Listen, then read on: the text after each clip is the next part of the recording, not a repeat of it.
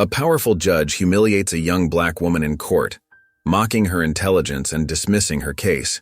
To him, she's a nobody, until he's summoned to an urgent meeting and comes face to face with his boss's daughter. His world shatters as she uncovers a dark truth from his past, one that could destroy him forever. Will he fight to save himself? Or is redemption even possible? Stay tuned for a gripping story of power, justice, and reckoning. Before we get into the story, comment below where in the world you are watching from today. The morning sun streamed through the tall windows of the municipal courthouse, casting long shadows across the polished marble floors. Imani Caldwell's heels clicked with each determined step, the sound echoing off the high ceilings and wood-paneled walls. Her heart thumped against her ribs, but she kept her chin high, clutching her carefully prepared case files to her chest like armor. She'd spent weeks preparing for this moment, reviewing every detail of her case until she could recite it in her sleep. The courtroom stood grand and imposing, with its dark wooden benches arranged in perfect rows and the American flag hanging proudly beside the judge's bench. The smell of lemon polish and old wood filled her nostrils as she made her way to the defendant's podium. Morning light filtered through the tall windows, creating golden rectangles on the worn carpet runner that led to the front of the courtroom. Case number 2023 CV 4789 traffic violation, announced Ms. Reynolds, the court clerk, her voice carrying through the room with practiced neutrality. She adjusted her reading glasses and shuffled the papers on her desk with mechanical precision. Judge Edwin Carter sat high above everyone else, his steel gray hair and black robes a picture of authority. He didn't even look up from his papers as Imani took her place, his pen scratching against documents as if her presence was barely worth noting. His reputation for being tough on defendants preceded him, but Imani had hoped her thorough preparation would make a difference. "Your Honor," Imani began, her voice clear and steady despite the butterflies in her stomach. "I'm here today to contest this traffic violation, and I have evidence that clearly shows—" "Name for the record," Judge Carter interrupted, still not looking up. His pen continued its methodical scratching against the paper. "Imani Caldwell, Your Honor." Now he looked up, his eyes scanning her face with barely concealed disdain. A slight frown creased his forehead as he studied her. "Proceed." Imani took a deep breath and opened her folder. "On the evening of September 15th, I was incorrectly cited for running a red light at the intersection of 14th and U Street. I have video evidence from my dashboard camera that clearly shows the light was yellow when I entered the intersection." She pulled out the first document, her hands steady despite her racing heart. "Additionally, I've prepared a brief citing Thompson v. District of Columbia, where a similar situation—" "Ms. Caldwell," Judge Carter cut in, his voice dripping with condescension. "This isn't a constitutional law seminar. This is traffic court." He leaned back in his chair, making it creak slightly. A few chuckles rippled through the courtroom. Imani felt heat rise in her cheeks but pressed on. "Yes, Your Honor, I understand that. However, the precedent established in Thompson directly applies to—" "Ambition is admirable, young lady," Judge Carter interrupted again, leaning forward with a patronizing smile that made Imani's stomach turn. "But law isn't a game for amateurs. Maybe you should focus on something more suited to your background." His pause before the last word was deliberate, heavy with unspoken meaning. More laughter echoed through the courtroom. Imani's hands trembled slightly, but she gripped the podium tighter, refusing to show weakness. She caught sight of a young law student in the gallery shaking his head and whispering to his friend. The shame burned in her chest, but she swallowed hard and stood straighter, remembering her father's words about dignity under fire. "Your Honor, if you would just review the evidence, I've heard enough." Judge Carter waved his hand dismissively, already reaching for his gavel. The morning light caught the polished wood, making it gleam. "The court finds the defendant guilty of the charged violation. Fine of $250 plus court costs. Next case." "But, Your Honor," the gavel cracked against the sound block like a gunshot. "Next case." Imani stood frozen for a moment, her carefully prepared arguments dying in her throat. The evidence she'd spent hours gathering sat untouched in her folders, tabs neat and color-coded, now useless. She felt dozens of eyes on her as she gathered her things, some sympathetic, others amused, all of them watching her humiliation. The rustling of paper seemed deafening in the sudden silence. Her legs felt wooden as she walked down the center aisle. Each step seemed to take forever, the whispers and murmurs from the gallery following her like shadows. Her heels, which had felt so professional and powerful when she put them on that morning, now felt like lead weights. When she finally pushed through the heavy courtroom doors, the cool air of the hallway hit her face, but it did nothing to soothe the burning in her chest. Her fists clenched at her sides, crushing the papers she still held. Tears threatened to fall, but she blinked them back fiercely. She wouldn't give them the satisfaction. Not here. Not now. The memory of Judge Carter's smirk burned itself into her mind, and something inside her hardened into resolve. Imani burst through her apartment door with such force that the framed law school acceptance letters on the wall rattled. She flung her leather bag onto the worn blue couch, the case files spilling across the cushions like scattered leaves. Her chest felt tight, like all the air had been squeezed out of her lungs, and her hands were trembling with barely contained rage. "That's it," she snapped, yanking off her navy blazer and tossing it aside with such force it missed the coat rack entirely. She began pacing the small living room, her heels leaving dents in the carpet as she moved back and forth like a caged tiger. "That's absolutely it." Nia Brooks looked up from her laptop, her dark eyes widening at the sight of her best friend coming undone. She'd never seen Imani this upset, not even during finals week when they'd survived on nothing but coffee and determination. "Whoa," Nia said, closing her laptop with a gentle click. "What happened?" "Carter happened." Imani's voice cracked with emotion and frustration. "That smug, racist." She stopped herself, running her hands through her carefully styled hair, destroying hours of work in seconds. "He didn't even look at my evidence, Nia. Not one single page. Just pushed it aside like it was garbage." Nia sat up straighter, her journalism instincts kicking in like a bloodhound catching a scent. "Tell me everything." Imani dropped into the armchair across from her friend, the fight draining from her body like water from a broken vessel. "I had everything prepared. Everything. Statistics showing the intersection had faulty traffic signals, 3 witness statements from respected community members, even a video from the convenience store showing the light was green when I went through." She pressed her palms against her eyes until she saw spots. "But the moment I opened my mouth, he looked at me like I was nothing, less than nothing. That entitled piece of..." Nia grabbed her laptop again, fingers flying across the keyboard with practiced precision. "This isn't the first time, you know. Carter's got a history, and it's uglier than you'd think." "What do you mean?" "Last semester, I did some research for the school paper. Started digging after hearing some whispers." Nia turned her screen toward Imani. "Look at these statistics. Young black defendants in his courtroom are 3 times more likely to receive maximum penalties compared to white defendants with similar charges.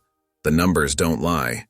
Imani leaned forward, scanning the numbers, each percentage point making her stomach churn more violently. "He told me to focus on something more suited to my background, like law was too good for me." She could still hear the snickers from the courtroom audience, see the smirk on Carter's face as he delivered his calculated insult. "The whole room laughed, Nia. Like it was some kind of joke. Like I was some kind of joke."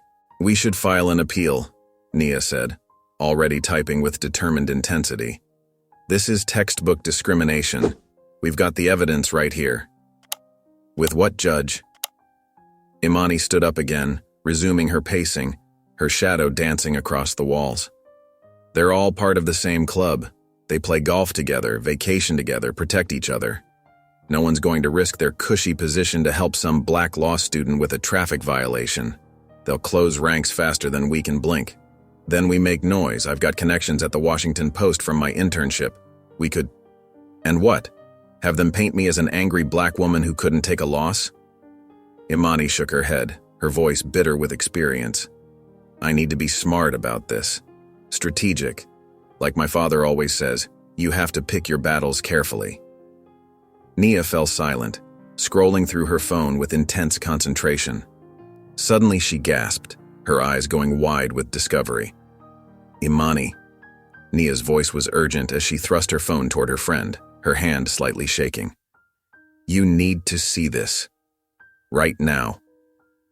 The late afternoon sun streamed through their apartment windows, casting long shadows across Imani's face as she reached for the phone, her heart pounding with anticipation. Whatever Nia had found, Imani knew it would change everything. Imani's hands trembled as she grabbed Nia's phone. The headline seemed to pulse on the screen. Chief Federal Judge Christopher Caldwell appoints new court overseer, Edwin Carter. Her throat went dry as she scrolled through the article, reading every word twice to make sure she wasn't imagining things. The date at the top of the page confirmed this wasn't some old news. It had been published just hours ago. "This can't be real," she whispered, but there it was in black and white. The article detailed how her father, Chief Judge Christopher Caldwell, had appointed Judge Edwin Carter as part of a new oversight committee for the municipal courts. She read the quotes from both men, her stomach churning at Carter's practiced words about honor and duty. Nia leaned forward, her braids falling over her shoulder, her dark eyes sparkling with excitement. "Girl, do you know what this means? That racist judge who just humiliated you? He's about to answer to your daddy." Imani sank into the worn leather armchair, her mind racing back to the courtroom. Carter's dismissive wave, his condescending tone, the way he'd barely looked at her evidence before tossing it aside like yesterday's newspaper. She could still hear his words. "Something more suited to your background." The memory made her chest tight, but now there was something else mixed with the anger, a wild sort of irony that made her dizzy. A laugh bubbled up from her throat, starting small and growing until it filled the apartment. But there was no joy in it, just the sharp edge of revelation and the bitter taste of vindication. "Interesting?" Nia raised an eyebrow, practically bouncing in her seat. "Girl, this is beyond interesting. This is divine intervention." Imani shook her head, still laughing that hollow laugh. "You don't understand. Carter had no idea who I was. He just saw another young black woman he could dismiss." She stood up, pacing the small living room, her heels clicking against the hardwood floors like a metronome marking time. "He probably went back to his chambers, feeling all proud of himself for putting me in my place. And the whole time..." She gestured at the phone, her hand shaking with emotion. "The whole time he was about to become my father's subordinate." "Karma is real," Nia said, grinning wide enough to light up the room. "And she is beautiful." Imani stopped pacing, her expression shifting from disbelief to determination. She pulled her phone from her blazer pocket, her fingers already dialing her father's familiar number. The sound of each tone felt like a heartbeat, echoing in the sudden silence of the room. "What are you going to say?" Nia whispered, leaning forward on the edge of her seat. Imani's eyes narrowed as she waited for her father to pick up. "I'm going to tell him exactly what kind of man he just put in charge." Her voice was steady now, all traces of laughter gone. "Dad needs to know who Carter really is." The phone continued to ring, each second stretching out like an hour. Imani could feel her pulse in her temples, could hear the blood rushing in her ears. This morning she'd felt powerless in Carter's courtroom, just another face he could ignore. But now the tables had turned in a way she never could have imagined.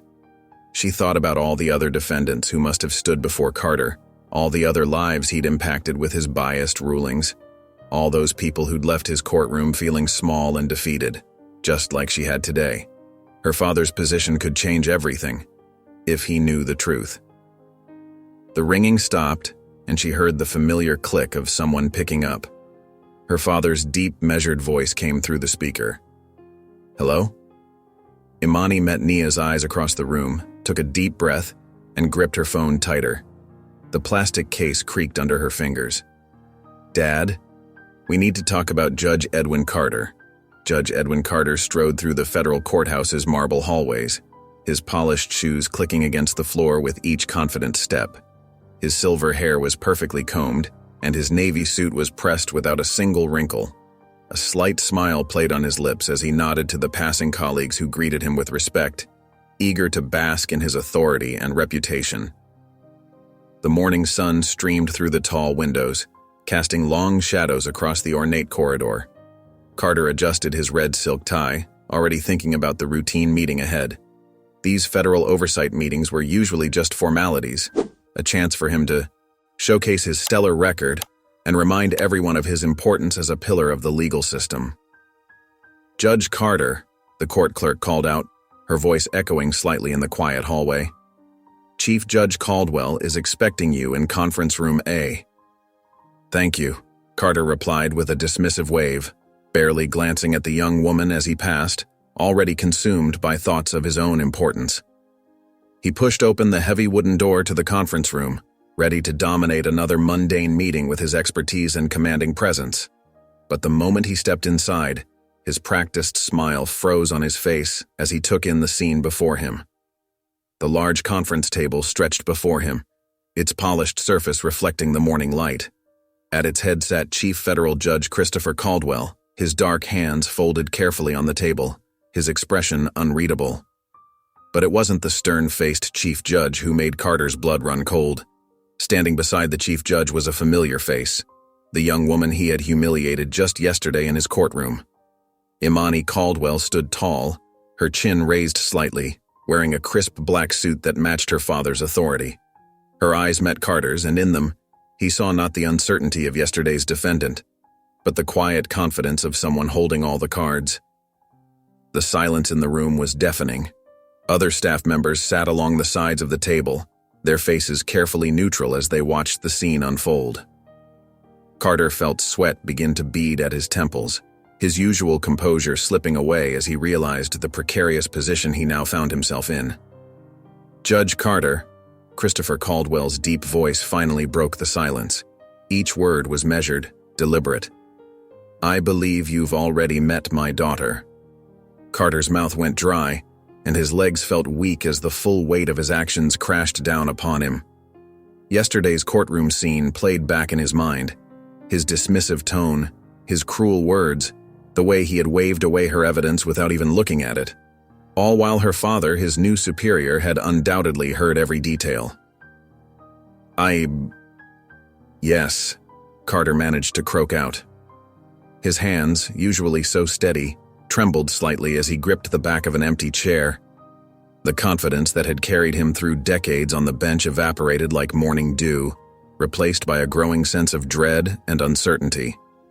Christopher Caldwell's gaze remained steady, revealing nothing. Imani stood beside him, a slight smile playing at the corners of her mouth, not triumphant or mocking, but knowing. The same kind of smile Carter himself had worn countless times when he held all the power. The other staff members shifted uncomfortably in their seats, watching as their formerly untouchable colleague withered under the weight of his own actions. Carter's face had lost all color, his usual ruddy complexion now ashen. He had made a terrible mistake, not just in his treatment of Imani, but in his assumption that his position made him untouchable. Now, standing before both Caldwells, he realized just how wrong he had been. The tables had turned, and he was no longer the one in control. The mahogany conference table gleamed under soft lighting as Judge Carter's confident demeanor crumbled. Sweat beaded at his temples, and his previously pristine collar felt uncomfortably tight. The spacious room, with its dark wood panels and leather chairs, suddenly seemed to close in around him. Even the familiar scent of lemon polish and old books couldn't calm his racing heart. "A small courtroom matter," Carter managed, forcing a smile that didn't reach his eyes. His gaze darted between Imani's stern face and Chief Judge Caldwell's impassive expression. His fingers drummed nervously against the armrest of his chair. "A misunderstanding, I assure you." Imani stood tall, her arms crossed over her crisp blazer. The pearl buttons caught the light, matching the determined glint in her eyes. "Small to you, not to me." Her voice carried the weight of yesterday's humiliation, but now there was steel behind it. Carter tugged at his collar, his face flushing a deeper shade of red with each passing second. "Miss Caldwell, had I known who you were..." His voice cracked slightly on the last word. "So if I had been someone else, it would have been fine to humiliate me." Imani cut him off, her words sharp as glass. She took a step closer to the table, her presence commanding despite Carter's attempt to shrink her with his gaze.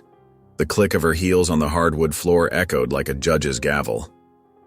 Christopher Caldwell sat silently at the head of the table, his hands folded neatly in front of him. His expression remained neutral, but his eyes never left Carter's face, watching every nervous twitch and desperate glance. Years of experience had taught him the power of silence. Now, Carter attempted to laugh, the sound hollow in the tense room. Beads of sweat now rolled freely down his neck. The legal system is tough, and I was simply holding her to a standard. He spread his hands in what he hoped was a reasonable gesture, but they shook slightly. We can't coddle every defendant who comes before us. Imani leaned forward, placing both palms flat on the polished table. Her reflection stared back at her from the gleaming surface, doubled and determined. Her voice was quiet, but razor-sharp. Then explain why that standard only seems to apply to people who look like me. The words hung in the air like smoke. Carter's mouth opened and closed, but no sound came out. His eyes darted to Christopher Caldwell, seeking help, but the chief judge's expression remained unchanged. The grandfather clock in the corner ticked loudly, marking each second of his discomfort. The silence stretched painfully. Carter's hands trembled slightly as he reached for the water glass in front of him, nearly knocking it over in his haste. For the first time in his career, Judge Edwin Carter felt powerless. The realization that he had severely underestimated the young woman before him hit him like a physical blow. Imani remained steady, her gaze unflinching as she watched the man who had dismissed her so easily yesterday struggle to find his voice. Her shoulders were squared, her chin lifted with quiet dignity. The power dynamic had shifted, and they all knew it. The air in the room felt charged with possibility and the promise of change. The empty courthouse echoed with silence as Judge Edwin Carter sat alone in his dimly lit office. The usual comfort of his leather chair felt cold and unwelcoming tonight, like a throne that no longer fit its king. His computer screen cast an eerie blue glow across his face, highlighting the deep lines of worry etched around his eyes and the slight tremor in his aging hands. He stared at the email draft, his fingers hovering over the keyboard like a pianist who'd forgotten his piece. The words seemed hollow even to him, each sentence a desperate grasp at redemption. I hope you understand that my comments in court were not meant to offend. He backspaced, watching the letters disappear one by one, then typed again. The legal field is a tough one, and I simply meant to prepare you for its realities. Carter ran his hand over his face, feeling the day's stubble beneath his palm, each prickly hair a reminder of how long he'd been sitting here, wrestling with words that wouldn't come right. The meeting with Chief Judge Caldwell and Imani played over and over in his mind like a movie he couldn't turn off. The way she had stood there, poised and unflinching, calling out his biases with the precision of a surgeon. The way Christopher Caldwell had watched, saying nothing but seeing everything, his silence more damning than any words could have been. If I came across as harsh, that was not my intention. The words glowed mockingly on his screen, each letter a testament to his inadequacy. His office, usually a sanctuary of power and control, felt suffocating, the walls seeming to inch closer with each passing minute. Family photos lined his shelves, his children's graduations, his wife's smile, moments of pride and accomplishment that had always validated his sense of success. But tonight, they seemed to judge him silently, their frozen smiles holding secrets he'd rather not confront. His mouse cursor hovered over the send button, trembling like a leaf in autumn. One click to attempt damage control. One click to try and salvage what remained of his reputation. His hand trembled slightly as he clicked, betraying the confidence he'd always worn like armor. The familiar whoosh of a sent email never came. Instead, a red notification popped up, bright as a stop sign. Message failed to send. The recipient has blocked you. The words hit him like a physical blow, each letter a nail in the coffin of his dignity. Carter's jaw clenched tight enough to make his teeth ache, the muscle twitching visibly beneath his skin. He pushed back from his desk, the wheels of his chair scraping against the floor with an angry screech. The rejection stung more than he expected, burning like acid in his gut. In all his years on the bench, no one had ever dared to block him, to dismiss him so completely. He'd always been the one doing the dismissing. His reflection in the dark window caught his eye. A man who had always seen himself as untouchable, now looking decidedly uncertain, almost fragile in the dim light. The thought of Imani Caldwell having the upper hand made his blood boil, turning his face a shade darker in the ghostly reflection. She was just a student, barely starting her legal career, still wet behind the ears. And yet she had managed to corner him, to expose him in front of the very people he needed to impress, like a magician revealing the mechanics behind a well-worn trick. With sharp movements, Carter closed his laptop, plunging the office into deeper darkness that matched his mood. The soft click of the computer shutting down seemed to echo his own descent from power, a sound as final as a judge's gavel. But as he sat there in the darkness, his anger began to crystallize into something harder, more determined, like ice forming in his veins. He wouldn't let a pre-law student destroy everything he'd built, everything he'd earned through decades of careful maneuvering. His fingers gripped the edge of his desk as his mind raced through possible strategies, leaving slight indentations in the polished wood. He had decades of experience, connections throughout the legal community that ran deep as tree roots. If she thought she was going to win this easily, she was wrong. Dead wrong. The harsh light from the hallway spilled into his office as he opened the door, creating a rectangle of brightness that seemed to mock the darkness within. His steps echoed through the empty courthouse corridors like drumbeats, each one more determined than the last. His shadow stretched long and dark against the walls as he walked, a man accustomed to wielding power, now finding himself desperately trying to hold on to it, like water slipping through his fingers. Sunlight streamed through the curtains of Imani's bedroom as she sat cross-legged on her bed, her phone glowing in her hands. The screen reflected in her determined eyes as she scrolled through case after case of Judge Carter's rulings. Her jaw clenched tighter with each swipe, the muscles working beneath her skin as anger built inside her. 3 years for a first-time shoplifting offense, she muttered, making notes in her journal with sharp, aggressive strokes. White defendant, same charge, probation only. The pattern was clear as day, a systematic bias that made her blood boil. She'd already filled 3 pages with similar examples, each one more infuriating than the last. Naya pushed the door open with her hip, carefully balancing 2 steaming coffee mugs. The rich aroma filled the room as she handed one to Imani, the ceramic warm against their fingers. You've been at this since dawn. I see that look in your eyes. What's the plan? She recognized that fierce expression on her friend's face, the one that meant trouble was brewing. Imani took a long sip, letting the warmth spread through her chest. The coffee was perfect, strong and sweet, just how she needed it. I'm not going to let Carter define my future, she said, her voice steady and strong. I'm going to prove I belong in that world. Not just to him, but to everyone who laughed in that courtroom. The memory of their snickers still echoed in her mind. Now that's what I'm talking about. Nia settled beside her, peering at the screen, the mattress dipping under their combined weight. But how? Imani opened her laptop, pulling up Howard University Law School's website. Her fingers flew across the keyboard as she navigated to the competitions page, the keys clicking rapidly with purpose. The Morrison Mock Trial Competition, she said, clicking through the details. It's the biggest one of the year. Top judges attend, press coverage, law firm recruiters. Her heart raced just thinking about it.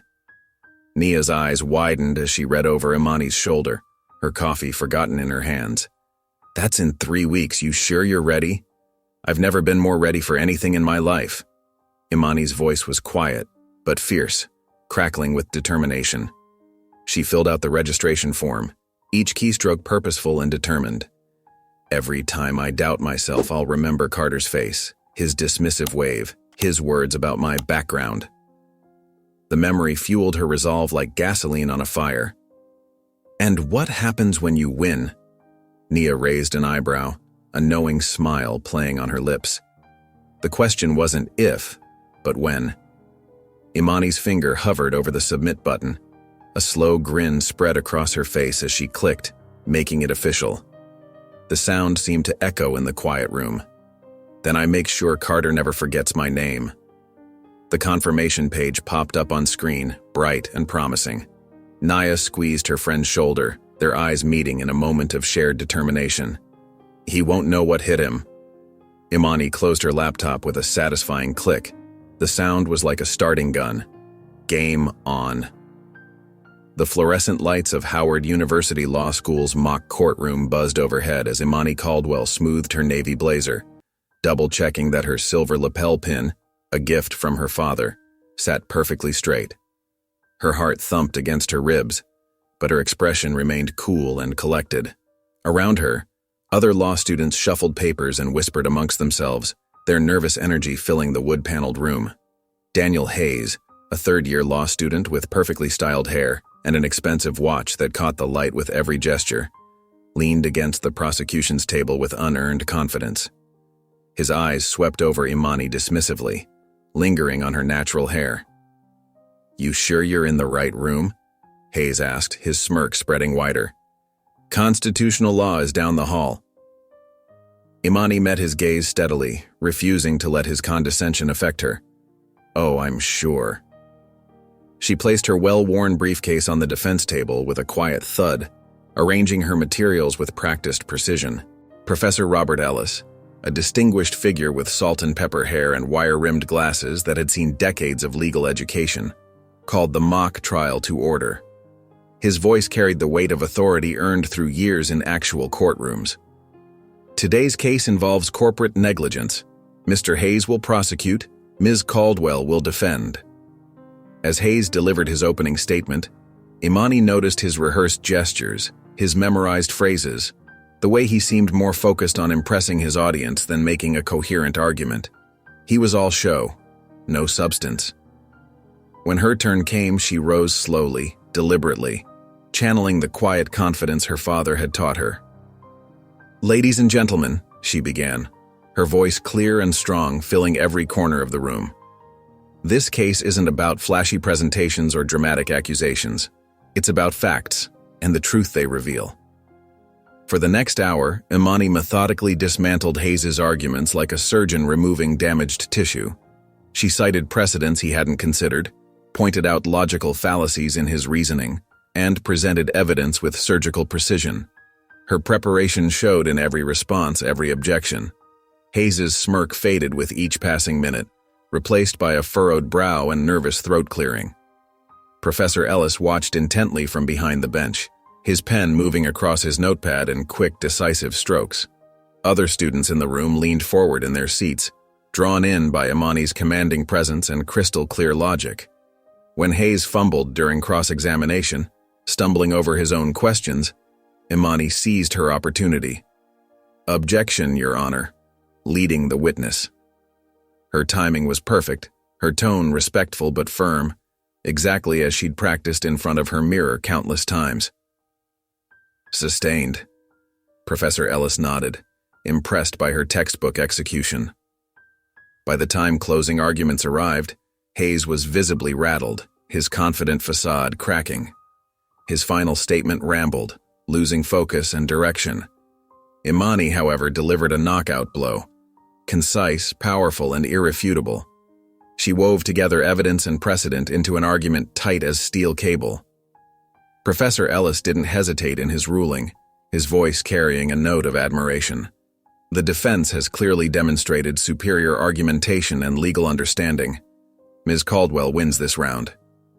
After the other students filed out, some shooting her impressed glances, Professor Ellis approached Imani's table. His eyes sparkled behind his glasses with the look of someone who'd just discovered a rare gem. "You have real talent, Ms. Caldwell, the kind that can't be taught. I have an internship opportunity that would suit someone of your capabilities. Are you interested?" Imani's heart leaped, though she kept her voice steady. "Absolutely, Professor. Where is it?" Ellis smiled warmly, reaching into his briefcase. "The federal courthouse. It's quite competitive, but I think you're exactly what they're looking for." The moment stretched between them, neither willing to break first. A clerk hurried past, breaking their line of sight momentarily, but when she passed, they remained locked in their silent standoff. The tension in the air grew thick enough to cut with a knife. Finally, Carter's lips moved, forming words too quiet for anyone but himself to hear. "This girl is a problem." His expression darkened further, like storm clouds gathering before rain. The archive room's fluorescent lights hummed overhead, casting a harsh glow on the rows of metal filing cabinets. Dust particles danced in the air as Imani pulled another heavy case file from the shelf. She'd been here for hours, methodically working through Judge Carter's sentencing records from the past decade, her back aching from hunching over the small desk in the corner. Her fingers were grimy from the old folders, and her blazer lay draped over the back of her chair, the fabric wrinkled from the long day. The quiet of the room was broken only by the soft rustling of papers and the occasional squeak of her chair, the sounds echoing off the concrete walls in the basement archive. "Just a few more," she muttered to herself, opening yet another manila folder, trying to fight off the exhaustion that threatened to overwhelm her. Then she saw it. The name jumped out at her. Jamal Richardson. Her eyes scanned the details, and her heart began to pound, the blood rushing in her ears. Age, 17. Charge, trespassing. Sentence, 10 years in adult prison. Presiding judge, Edwin Carter. Imani read it again, certain she must have misunderstood. But the words didn't change. Her hands began to shake as she held the document closer, the paper crinkling under her tight grip. "This can't be right," she whispered, quickly flipping through the case details, her stomach churning. The boy had been caught cutting through private property, a shortcut he'd taken dozens of times to get to school. No prior record, no violence. Just a teenager trying to make it to class on time, like thousands of other kids across the city. And Carter had sentenced him to a decade in prison, destroying any chance at a normal life. The sound of footsteps made her look up. Jonathan Pierce, another intern, was walking past with his own stack of files, his expensive loafers clicking against the linoleum floor. He glanced at the papers spread across her desk, his expression mildly curious. "Find something interesting?" he asked, pausing beside her, the overhead light glinting off his perfectly polished name badge. Imani accepted the internship packet he handed her, already feeling the weight of opportunity in her hands. Later that evening, scanning the details in her apartment, her breath caught sharply. Her assigned office would be just one floor below Judge Carter's chambers. Destiny, it seemed, had opened an unexpected door. The morning sun streamed through the towering windows of the federal courthouse, casting long shadows across the polished marble floors. Imani Caldwell adjusted her crisp blazer, her new internship badge catching the light. Her heels clicked confidently against the floor as she made her way through security, showing her credentials. The familiar scent of lemon polish and old wood filled her nostrils, reminding her of childhood visits with her father. The main lobby bustled with activity, attorneys rushing to court, clerks carrying stacks of files, and visitors trying to navigate the imposing building. But Imani moved with purpose, her head held high. This was where she belonged, regardless of what anyone thought. She'd earned her place here, just like everyone else. At the reception desk, a middle-aged woman with wire-rimmed glasses and perfectly manicured nails looked up from her computer. Imani handed over her paperwork with a polite smile, her hand steady despite the flutter of nerves in her stomach. "Good morning. I'm Imani Caldwell, starting my internship today."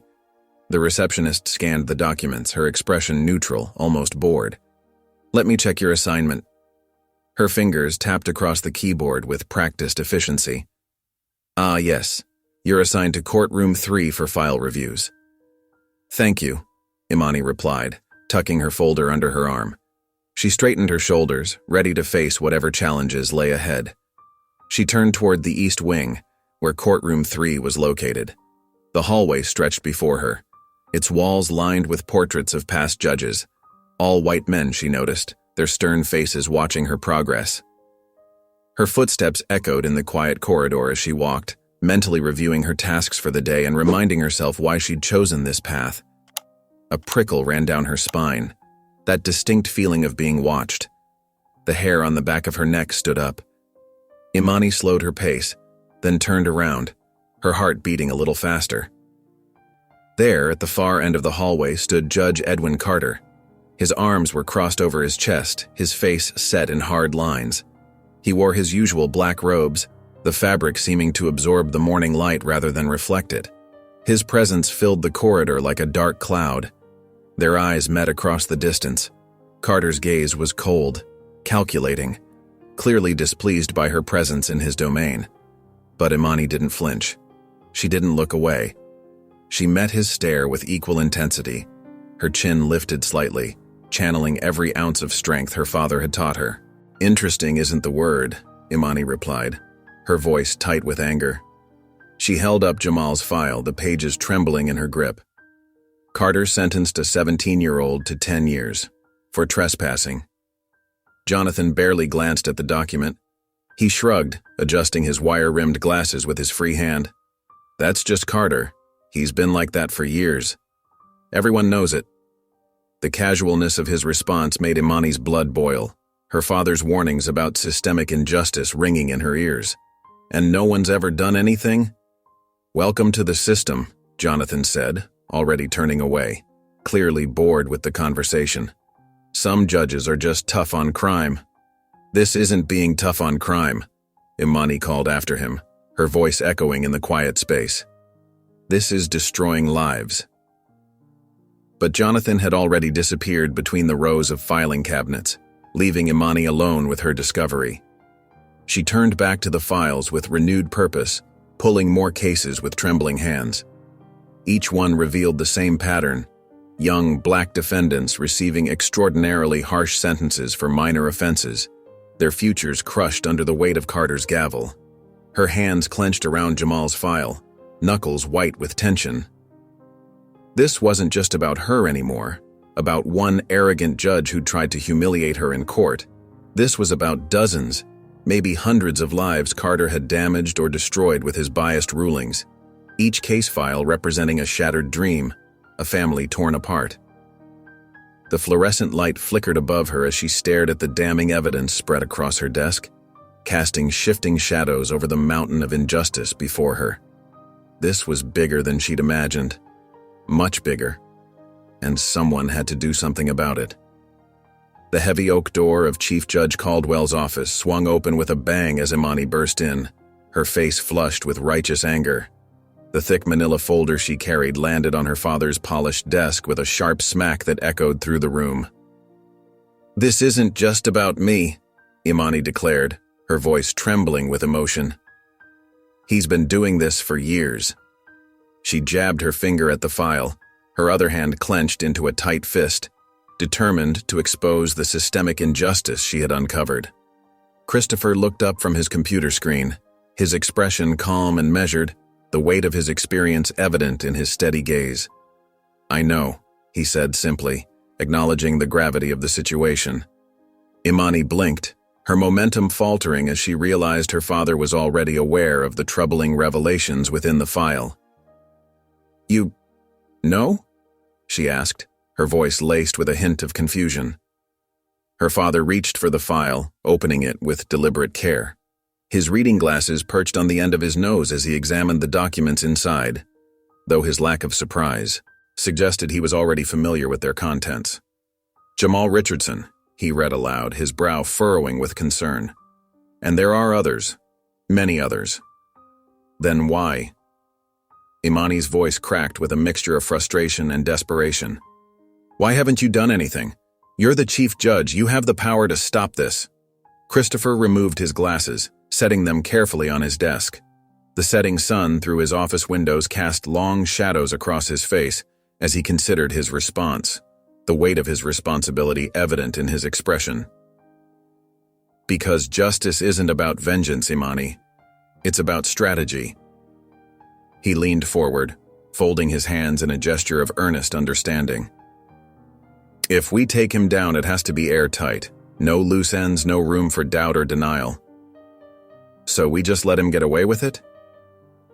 Imani paced the office, her heels clicking against the hardwood floor, her restless energy fueled by a burning desire for justice. "Let him keep ruining lives while we— What? Wait for the perfect moment? I'm saying, are you ready for what happens when you go after a sitting judge? Christopher's voice was steady, but his eyes were intense, reflecting the gravity of the situation. The backlash, the scrutiny, the way they'll try to discredit you, discredit us both. Imani stopped pacing, her hand resting on the back of a leather chair as she contemplated the magnitude of the challenge before them. These are people's lives, Dad. Real people.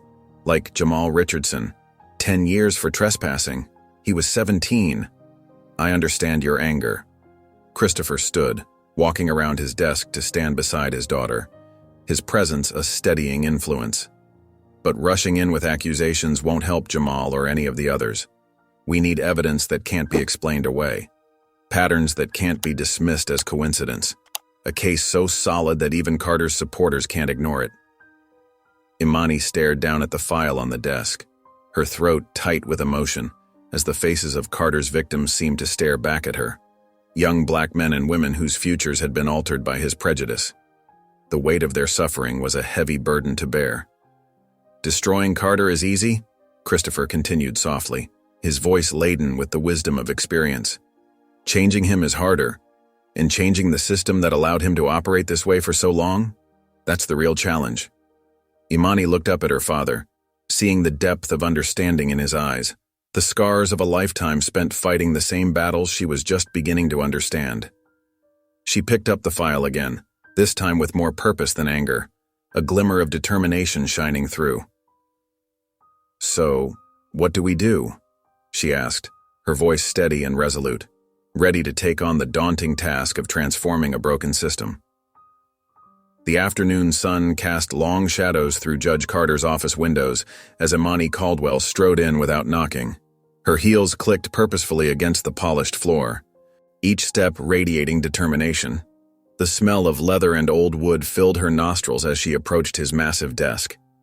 Carter looked up from his paperwork, his face shifting from surprise to annoyance, his reading glasses perched low on his nose. "Ms. Caldwell, this is highly inappropriate," he began, but Imani cut him off by dropping the thick manila file onto his mahogany desk with a resounding thud that echoed through the book-lined office. "Explain this." Her voice was steady, controlled, but carried an undercurrent of steel. Her heart pounded in her chest, but she wouldn't let him see her nervousness. Carter's eyes narrowed as he reached for the file, his manicured fingers opening it with practiced ease. The gold ring on his right hand caught the sunlight as he flipped through the pages. As he scanned the contents, the color slowly drained from his face, leaving it ashen. His jaw tightened, and a muscle twitched near his temple. "Where did you get this?" he asked, his voice barely above a whisper, all his usual authority stripped away. "Public record," Imani replied coldly, savoring his discomfort. "Jamal Richardson, 17 years old, 10 years in adult prison for trespassing. Care to explain your reasoning, Your Honor?" She spat out his title like it was poison. Carter leaned back in his leather chair, trying to regain his composure. The chair creaked under his weight as he shifted uncomfortably. That was years ago. Sentencing guidelines were different then. He waved his hand dismissively, but there was a slight tremor in the gesture that betrayed his unease. No, they weren't. Imani placed both hands on his desk, leaning forward until she could see every bead of sweat forming on his forehead. "You were just biased. And he wasn't the only one, was he? Marcus Thompson, age 19, 8 years for petty theft. David Wilson, 16, 5 years for loitering. The list goes on." Each name she spoke was another arrow finding its mark.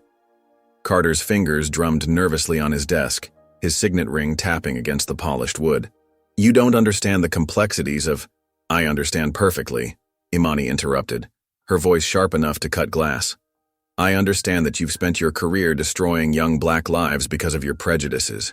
You thought nobody would notice, nobody would care enough to look. But I did, Your Honor. I looked very carefully." She pulled out more files from her bag, letting them fall one by one onto his desk. Each thud made Carter flinch slightly, like physical blows landing against his carefully constructed facade of authority. "You're going to fix this," she continued, her voice unwavering. The determination of generations of struggle rang in her words. "Or I will." Carter finally looked up, meeting her gaze. For the first time since she'd known him, his usual smugness was gone, replaced by something raw and vulnerable. Instead, there was something else in his eyes. Uncertainty, perhaps even fear. His carefully maintained mask of superiority had cracked. A heavy silence filled the room, broken only by the distant ticking of an antique clock. Outside, clouds passed over the sun, momentarily darkening the office. The shadow seemed fitting for this moment of reckoning. Carter's hand reached for the files, then stopped midway, hovering uncertainly. He looked at the stack of evidence before him, each page a testament to his years of biased rulings. His mouth opened, then closed again. The great Judge Edwin Carter, always ready with a cutting remark or dismissive comment, had nothing to say. The man who had sentenced countless young lives to prison now sat speechless before the proof of his prejudice. He set the file down on his desk with trembling fingers, the papers rustling softly in the quiet room. Doubt flickered across his face as he stared at the damning evidence of his past decisions. The carefully constructed walls of his superiority were crumbling brick by brick under the weight of his own actions. Years of unchecked power were finally meeting their match in the determined young woman standing before him. The federal courthouse buzzed with an unusual energy that Monday morning. Imani noticed it the moment she stepped through the heavy wooden doors, the familiar scent of polished wood and leather mingling with an air of anticipation. The usual businesslike atmosphere had been replaced by hushed conversations and meaningful glances, creating a tension that was almost electric. Court clerks huddled in small groups, their voices dropping to whispers when anyone passed too close, their coffee cups forgotten in their hands. Legal assistants rushed through the halls with stacks of files, their faces pinched with curiosity and concern, their shoes clicking rapidly against the marble floors. "Did you hear?" a young intern whispered to her colleague as Imani walked by, her designer blazer barely concealing her excitement. "Judge Carter's reviewing the Richardson case." Imani's steps slowed, her breath catching in her throat. The Richardson case, the one she'd confronted Carter about just days ago. Her heart picked up its pace as she followed the trail of whispers and sideways glances that led to Carter's office, her fingers unconsciously tightening around the strap of her leather briefcase. Through the glass walls, she could see him. Judge Edwin Carter sat at his massive oak desk, unusually still, like a statue carved from granite. His normally pristine desk was covered in stacks of yellowed files, decades of decisions spread before him like a paper timeline of his career.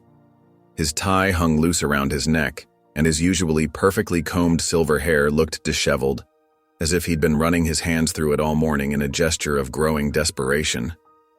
"He's been here since dawn," Ms. Reynolds, the court clerk, murmured as she passed Imani, her eyes wide with disbelief. "Never seen him like this before. Not in 20 years. More courthouse staff gathered in the hallway, trying to appear busy while stealing glances at Carter's office.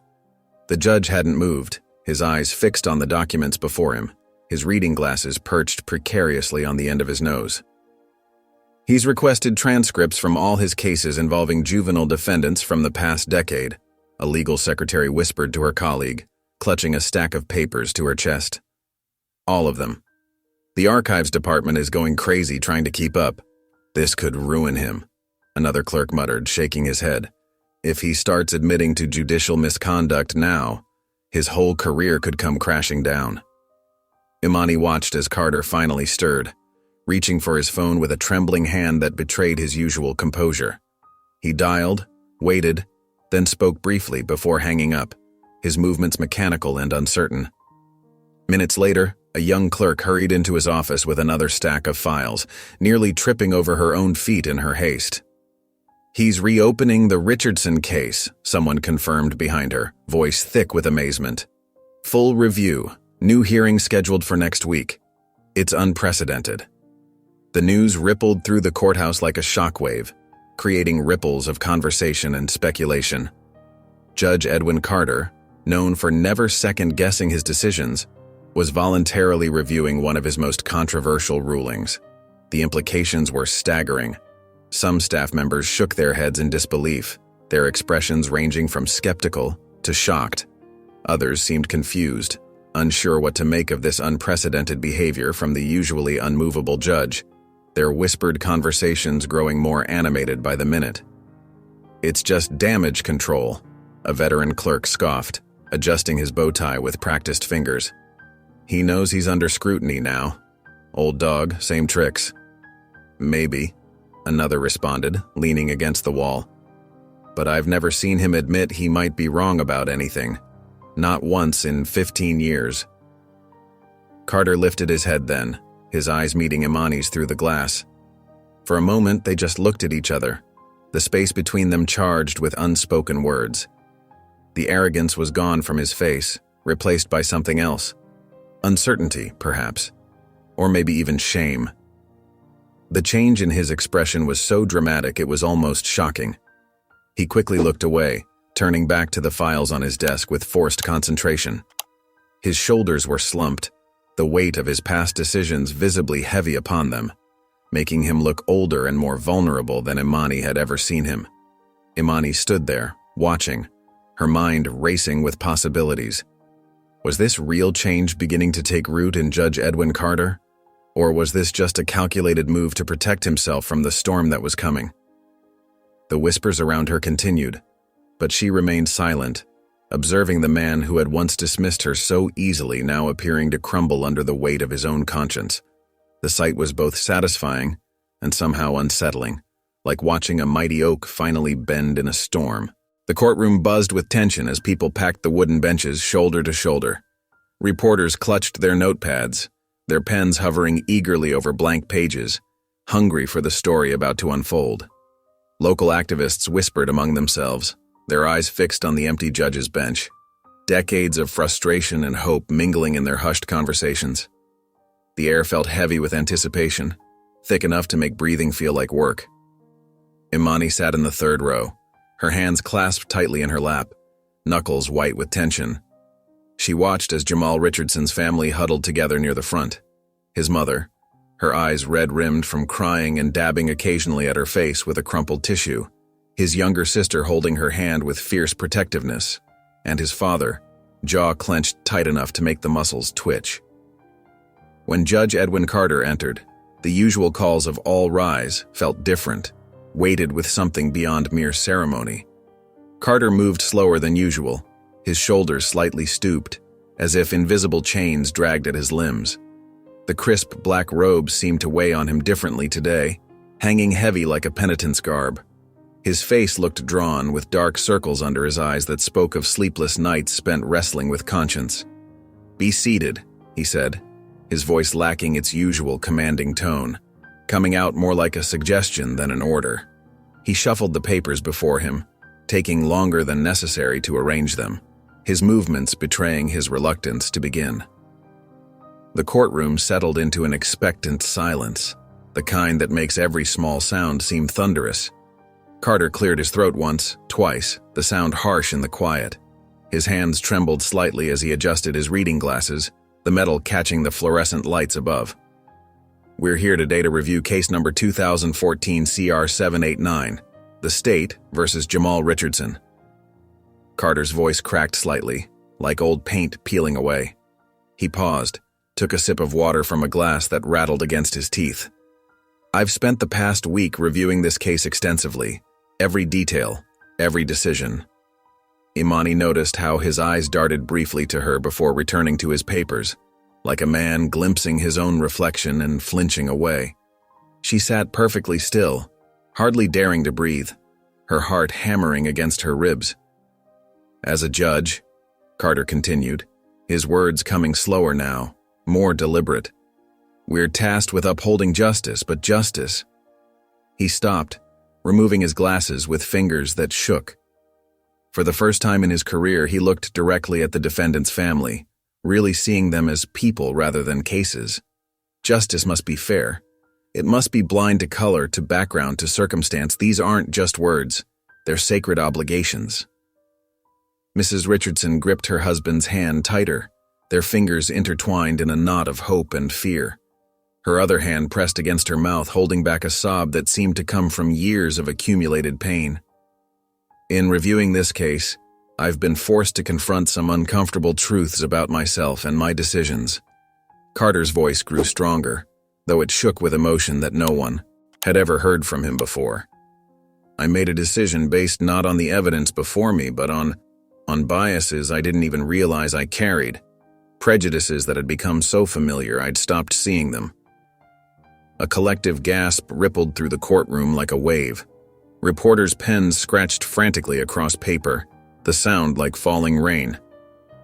The sentence I handed down, 10 years for a trespassing charge, was not just excessive. It was wrong. It was... Carter's voice caught, struggling with the weight of the word. It was racist. There's no other word for it. No softer way to say it. The word hung in the air like a thunderclap, reverberating off the wooden panels and marble columns. Mrs. Richardson broke into quiet sobs that seemed to carry all the years of waiting. Her husband wrapped an arm around her shoulders, his own eyes glistening with unshed tears, years of stoic strength finally cracking. "Therefore," Carter continued, straightening his shoulders against the burden of his confession, "I am officially overturning Jamal Richardson's conviction. His record will be expunged, and He swallowed hard, his Adam's apple bobbing with the effort. "I offer my deepest apologies to the Richardson family for the years of pain my decision has caused. No words can restore those lost years, but I hope this is a start." The courtroom erupted in murmurs and gasps, a storm of whispers and exclamations. Mrs. Richardson collapsed against her husband, crying openly now, years of grief and newfound hope pouring out. Their daughter hugged them both, tears streaming down her face, her shoulders shaking with relief. Imani sat motionless, watching as Carter's eyes found hers across the crowded room. The arrogance was gone, stripped away like old paint, replaced by something she'd never seen in him before: genuine remorse. His face seemed to age 10 years in that moment, the weight of his past decisions etched in every line and crease, like a map of mistakes finally recognized. For a brief moment, their gazes held, a bridge of understanding spanning the gulf between them. In that look, Imani saw what it cost him to admit his wrongs publicly, saw the price of pride laid bare. She saw the crumbling of old beliefs, the painful birth of new understanding, like watching a fortress fall stone by stone.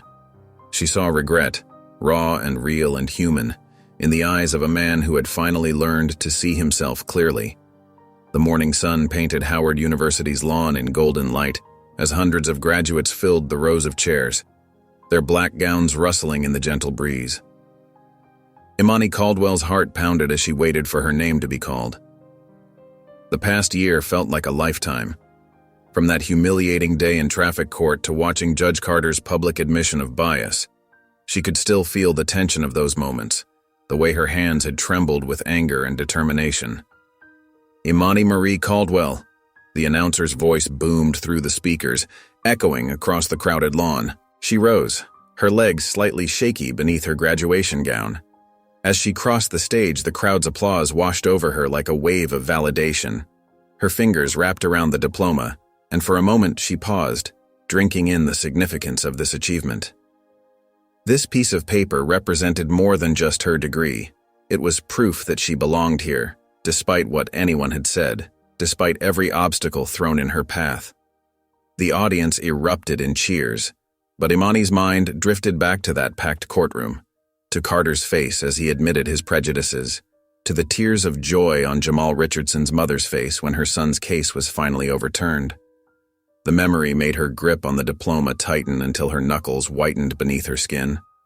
As she descended the stage steps, a familiar figure bounded toward her, practically floating with excitement. Nia Brooks, already clutching her own journalism degree, threw her arms around Imani with such force they nearly toppled over. "Imani Caldwell, Esquire, you did it!" Nia's face was beaming with pride, her eyes sparkling with happy tears. Imani laughed, but something held her back from full celebration, a nagging awareness that tugged at her conscience. "Yeah, I did." The weight of everything that had happened, everything she'd learned about justice and power, about the slow, grinding wheels of change, sat heavy on her shoulders even in this moment of triumph. Each step forward felt like both a victory and a reminder of how far there was still to go. Through the crowd of celebrating families, her father approached, his presence commanding respect even here. Chief Judge Christopher Caldwell stood tall in his perfectly pressed suit, his eyes gleaming with pride and understanding. He wrapped her in a warm embrace, the kind that made her feel like a little girl again, safe and supported.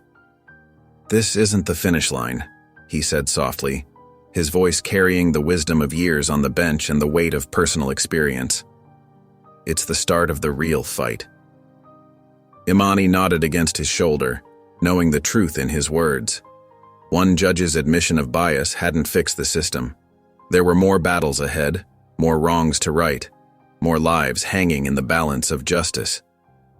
As she pulled back from her father's embrace, movement caught her eye. At the edge of the celebration, partially hidden by an old oak tree, stood Judge Edwin Carter. He made no move to approach or congratulate her. He simply stood there, watching, his presence a reminder of both victory and unfinished business. His face was unreadable, but his very presence spoke volumes about how far they'd come and how far they had yet to go. The morning breeze ruffled the pages of her diploma as Imani looked at Carter's distant figure. She remembered his words in that first courtroom, his dismissal, his eventual public admission of bias. The memory of his voice, once so confident and dismissive, now humbled by truth, echoed in her mind. Was this really over? Or was this just another chapter in a much longer story? Deep down, she already knew the answer. Imani's apartment was quiet except for the soft hum of the air conditioner. She dropped her graduation gown on the couch and placed her cap carefully on the coffee table, running her fingers over its smooth surface. The day had been a whirlwind of emotions, pride, accomplishment, and an underlying current of something she couldn't quite name. Her phone buzzed constantly with notifications. She scrolled through headlines that seemed surreal. Federal judge admits bias in historic case review. Judge Carter's unprecedented admission sparks judicial reform discussions. From traffic court to federal reform. How one law student changed the system. Imani sighed, letting her head rest against the back of the couch. The weight of everything, the fight, the victory, the changes she'd set in motion, settled heavy on her shoulders. A soft scratching sound caught her attention. She turned toward her apartment door just as an envelope slid underneath, the white paper stark against her dark wooden floor. Her heart skipped a beat as she stood and walked over, picking it up with cautious fingers.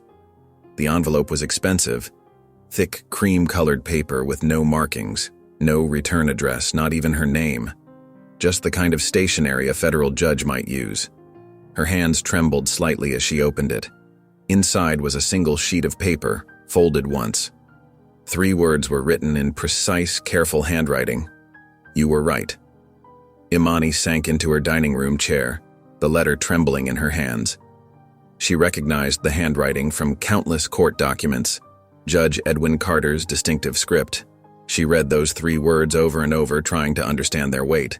This wasn't the Judge Carter she'd first met in traffic court, the arrogant man who'd dismissed her without a second thought. This wasn't the Judge Carter who'd tried to intimidate her in the federal courthouse hallways. These 3 words carried something she never expected from him: humility. She spread the paper flat on her dining table, studying it. The ink showed slight pressure marks on the back. He'd pressed down hard while writing, as if each word cost him something. No signature, no explanation, no attempt to justify or explain away his actions. Just those 3 words that acknowledged everything: his bias, his mistakes, the lives he'd affected. Imani stood up and walked to her bookshelf, pulling out her worn copy of constitutional law. The pages were filled with sticky notes and highlighting from countless study sessions. She folded Carter's note carefully and slipped it between the pages. The gesture felt symbolic somehow, tucking this piece of personal history into the very law books that had helped her fight for justice. She ran her fingers along the book's spine, remembering all the late nights she'd spent studying, preparing herself for battles like this one. The sun was setting outside her window, casting long shadows across her apartment floor. Imani walked over and looked out at the city lights beginning to twinkle in the dusk. She didn't feel the fierce triumph she'd expected when this all began. Instead, there was a quiet satisfaction, mixed with something that felt surprisingly like compassion. Carter's note wasn't asking for forgiveness, and she wasn't sure she could give it anyway. Too many lives had been affected by his biased rulings. But those 3 words showed something she hadn't expected. Change was possible, even in the most rigid systems, even in the most stubborn minds. She turned away from the window and looked at her bookshelf, where Carter's note now rested between pages of constitutional law. Tomorrow would bring new challenges, new battles for justice. But tonight, those 3 words echoed in her mind.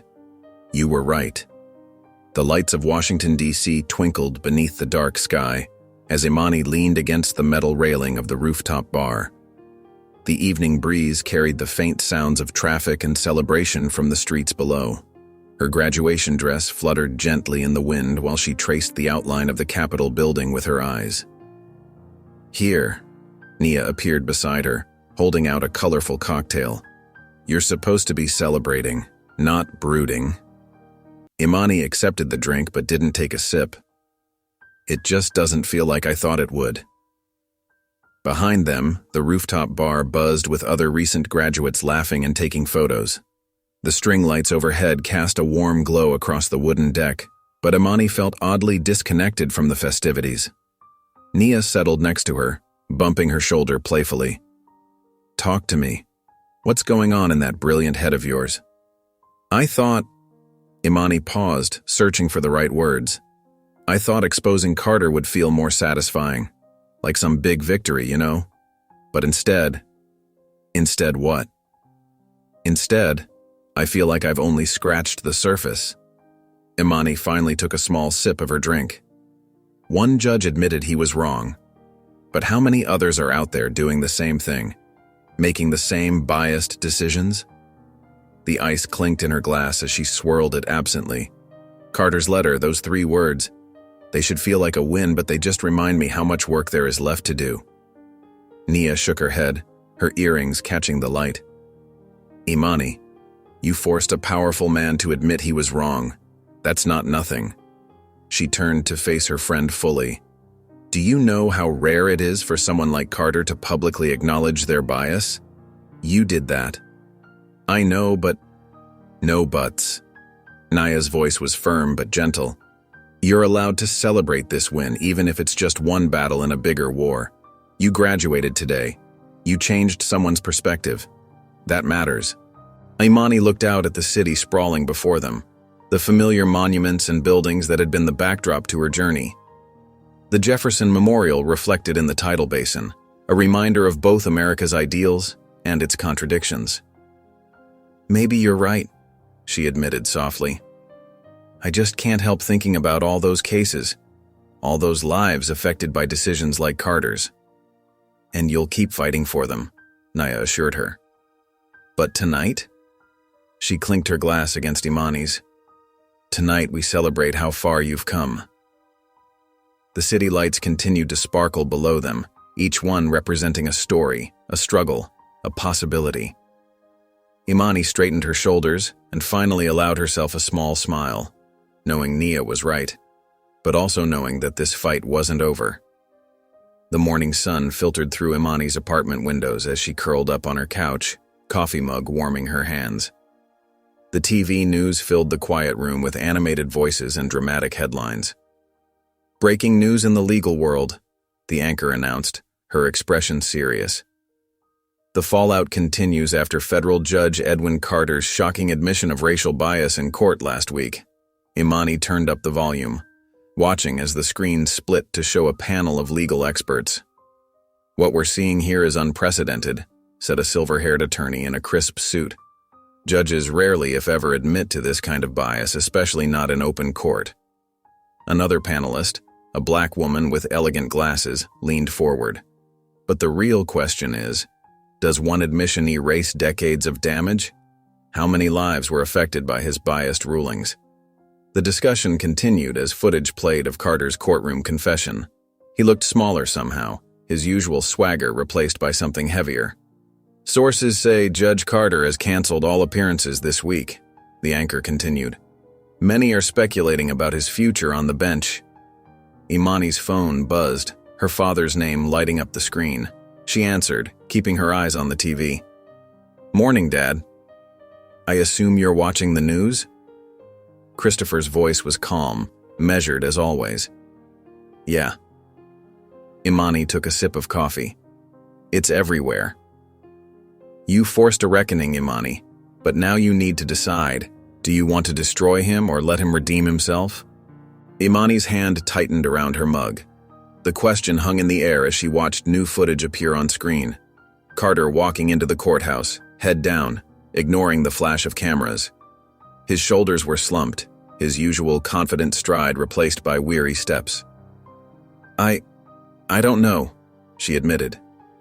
The news switched to showing clips of Carter's previous rulings, cases where young black defendants received harsh sentences. Each one made Imani's stomach twist. But then they showed his recent confession again, the genuine regret in his voice when he admitted his bias. "He looks broken," Imani said quietly. "Sometimes breaking is the first step to rebuilding," her father replied. On screen, Carter disappeared into the courthouse, leaving behind a swarm of reporters shouting questions he wouldn't answer. Imani watched him vanish through those heavy doors, feeling the weight of her father's question. Did she want to destroy Judge Edwin Carter? Or was his public admission of guilt enough?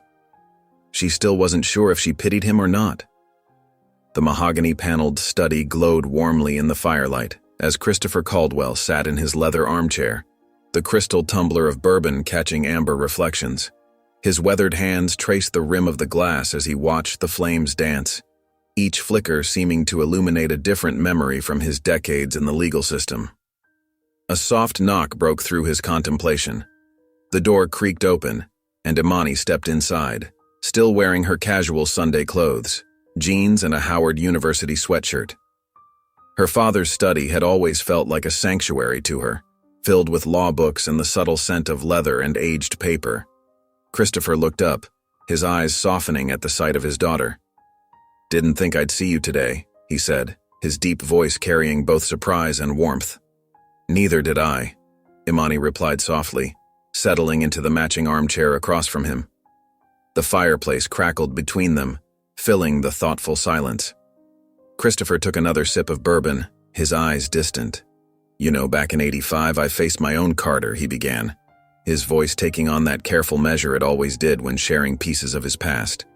"Judge William Montgomery, white man, old money, looked at me like I was dirt on his shoes every time I entered his courtroom." Imani leaned forward, hanging on every word. Her father rarely spoke about his early days in law. "He'd interrupt my arguments, dismiss my evidence," Christopher continued, shaking his head. "Called me boy once right there in open court." His fingers tightened around the glass. But I couldn't react the way I wanted to. Couldn't let him see my anger.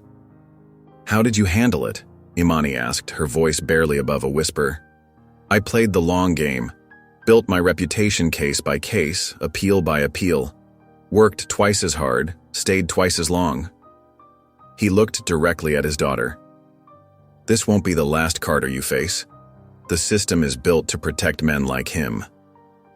Imani absorbed his words, feeling their weight settle in her chest. She thought about Carter's letter, his confession in court, the news coverage. All of it felt both like a victory and a reminder of how much work remained. Christopher set his glass down on the side table, the sound sharp in the quiet room. "You did something remarkable with Carter," he said. "Made him face his own prejudice, but there are hundreds more like him, sitting on benches across this country." Imani nodded, understanding flowing through her like the warmth from the fire. This wasn't just about one judge or one courtroom. It was about changing a system that had been broken for generations. Christopher reached for his glass again, raising it slightly. "I'm proud of you, Imani, but this is just the beginning." Imani nodded, finally understanding the full weight of what lay ahead.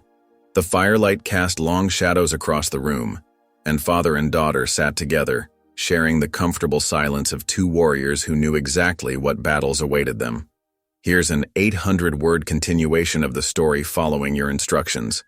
The marble halls of the federal courthouse felt colder than usual that Monday morning. Judge Edwin Carter's footsteps echoed differently now, no longer commanding respect but drawing whispers and sideways glances. His perfectly pressed suit and polished shoes couldn't mask the defeat in his posture. Legal clerks huddled near the water cooler, their conversations dropping to hushed tones as he passed. A young intern nearly dropped her files, trying to avoid eye contact. Carter kept walking, his jaw clenched tight, pretending not to notice. "Did you hear about the hearing?" one clerk whispered to another. 3 decades on the bench gone just like that, came the reply. Carter approached his office, the brass nameplate that once filled him with pride now feeling like a mark of shame. Before he could reach for the handle, Judge Malcolm Reyes stepped out of his office across the hall. The two men had shared countless lunches, golf games, and private jokes over the years. Now, Reyes's face was hard, distant. "You shouldn't be here," Reyes said, his voice barely above a whisper. Carter straightened his tie, clinging to his last shreds of dignity. "I still have a job." Reyes shook his head slowly, looking more tired than angry. Not for long. He turned away without another word, leaving Carter alone in the hallway. Inside his office, Carter slammed the door with enough force to rattle the glass walls. The familiar space felt foreign now. The leather chair that had cradled him through thousands of decisions, the law books lining the walls that had given him power, the view of Washington that had made him feel like a king. It all seemed to mock him now.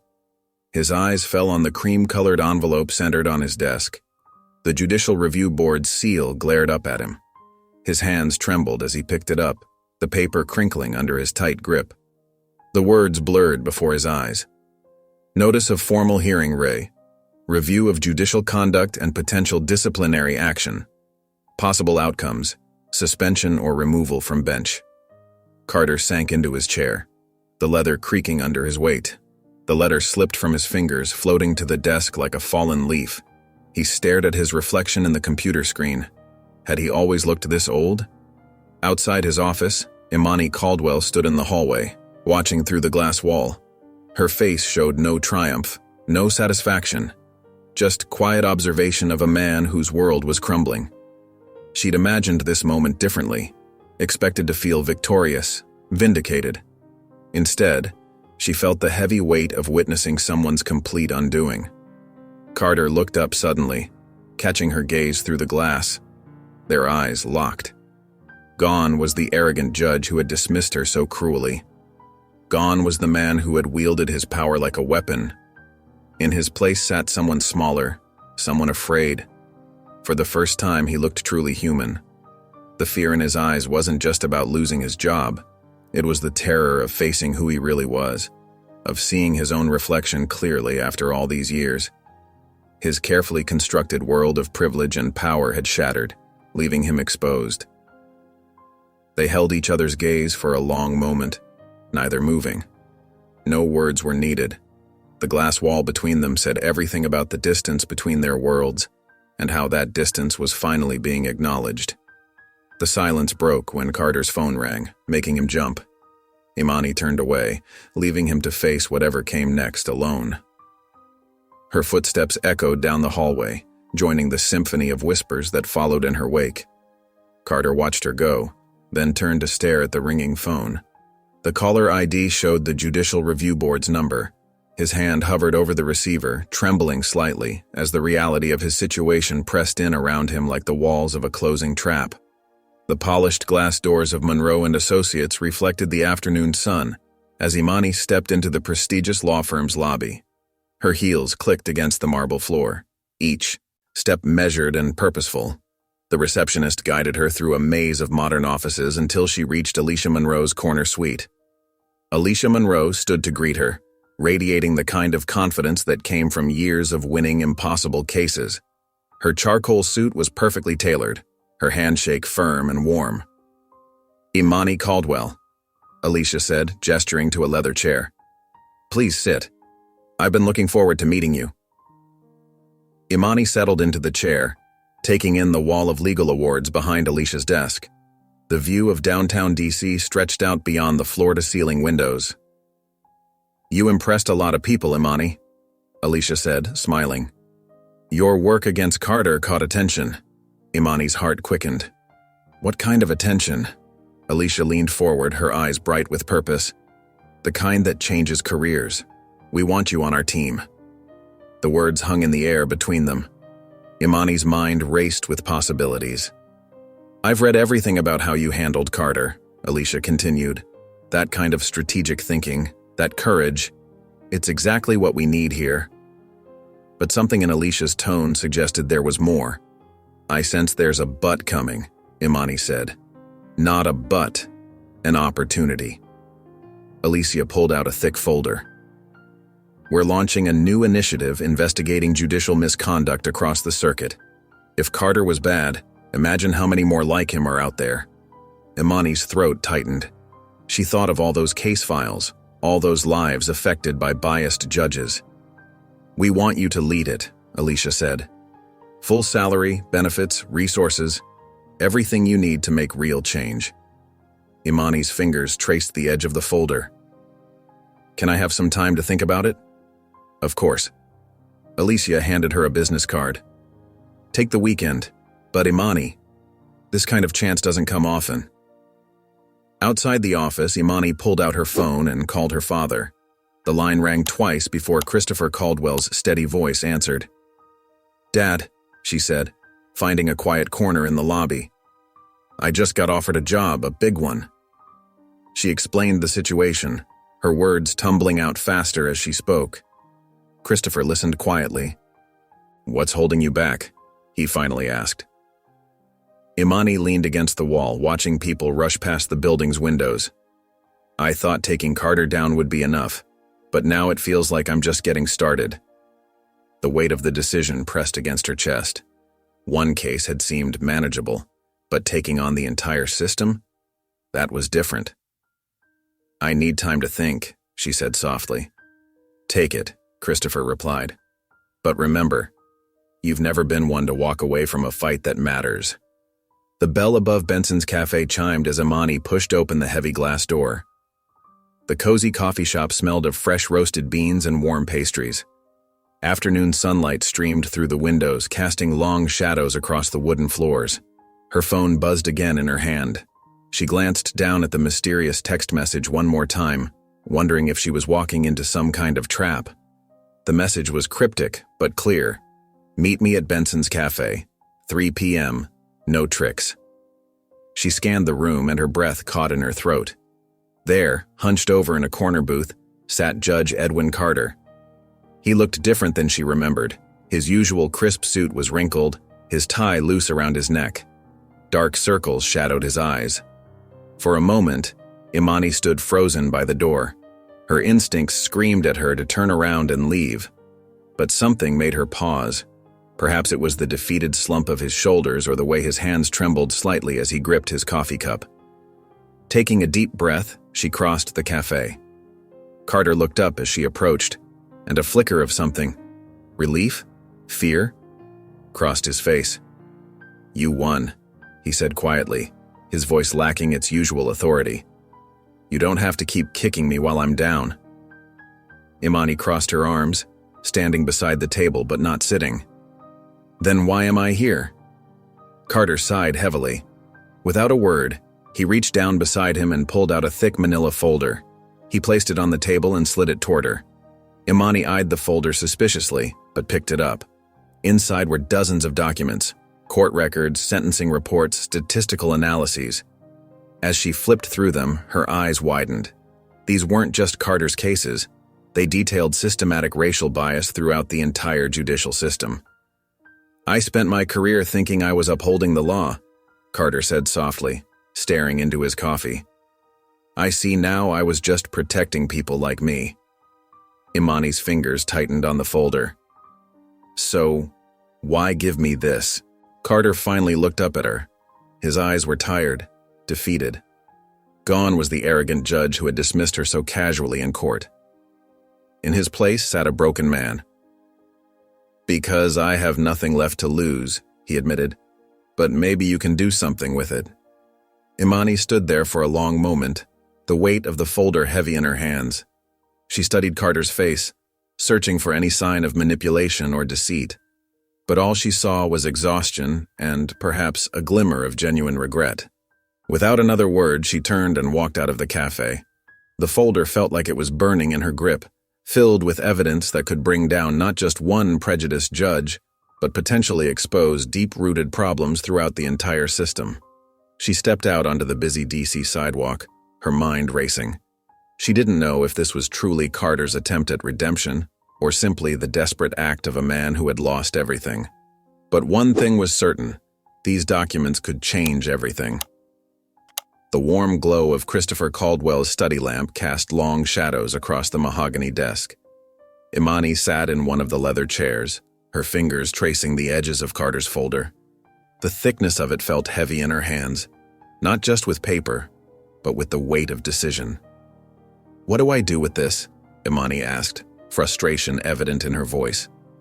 The folder contained enough evidence to end several judicial careers, not just Carter's. Christopher stood by the fireplace, his reflection dancing in the glass of framed law degrees on the wall. "That's up to you," he said simply, his voice carrying the measured tone she'd heard in his courtroom countless times. Imani opened the folder again, spreading the documents across the desk. Each page told a story of injustice, not just from Carter, but from an entire system that had protected itself for decades. Her hands trembled slightly as she sorted through them. "I could end him with this," she said, more to herself than to her father. "Everything he's worked for. Gone." Christopher turned from the fireplace, studying his daughter's face. "You could," he agreed. "But there's more in that folder than just Carter's sins, isn't there?" Imani nodded slowly. The documents revealed patterns, connections to other judges, other courts. Carter was just one piece of a much larger puzzle. "Justice isn't about punishment," Christopher said softly. "It's about making things right." Imani looked up sharply. "And if I don't believe he deserves redemption, then don't give it to him," Christopher replied, moving to sit across from her. "But make sure your fight is about more than just him." The clock on the wall ticked loudly in the silence that followed. Imani gathered the papers back into the folder, her mind racing with possibilities. She could use this information to force systematic change, to challenge the very foundations that had protected judges like Carter for so long. "He hurt people," Imani said quietly. "Real people. Lives were destroyed because of his bias." Christopher nodded. "Yes, they were. So why shouldn't I destroy him completely?" "That's not the question you need to answer," Christopher said, leaning forward. "The question is, what serves justice better? Taking down one man or using what he's given you to change the system that created him?" Imani stared at the folder in her hands. Her father was right. This wasn't about Carter anymore. It was about her. About what kind of lawyer, what kind of person she wanted to be. The morning sun filtered through Imani's apartment windows, casting long shadows across her living room floor. She sat at her small desk, sorting through her mail with her usual quick efficiency. Bills, advertisements, more bills, until her fingers froze on a cream-colored envelope. The return address made her heart skip. Richardson family. Her hands trembled slightly as she carefully opened the envelope. The paper inside was simple notebook paper, filled with neat, careful handwriting. "Dear Ms. Caldwell, I've been wanting to write to you for weeks now, but finding the right words hasn't been easy. How do you thank someone who gave your child their life back? My Jamal was just 17 when Judge Carter took away his future. For 10 years, I watched my baby boy waste away in an adult prison for something that should have been a warning and community service at most. 10 years of watching him lose hope, watching his dreams die. But because of you, my son has a future again. He's home now. He's talking about going to community college, about making something of himself.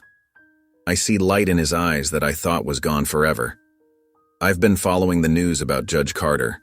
I see how some people are saying he deserves a second chance now that he's admitted his wrongs. Others want him stripped of everything. I honestly don't know where I stand on that. Some days I'm so angry I can barely breathe, thinking about what he took from us. Other days I think about how change has to start somewhere.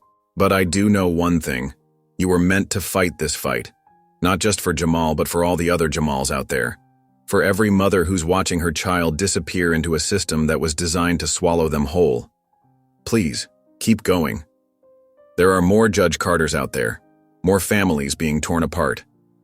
You have a gift, Ms. Caldwell. You see what's wrong and you have the courage to stand up and say it out loud.